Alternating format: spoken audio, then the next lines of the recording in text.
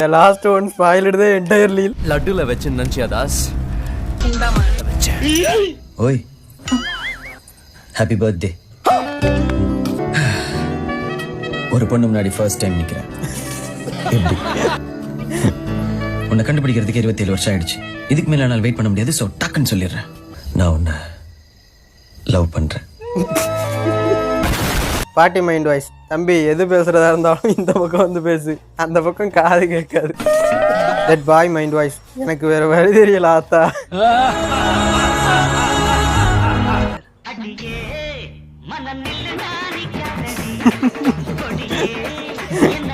திரையில பார்த்த சிலுக்க தரையில பார்த்திருக்கேன். எதுக்குடா டிசிப்ளின்? அவங்க கிடக்கலாம்டா மயிலாண்டி. அட உம்மால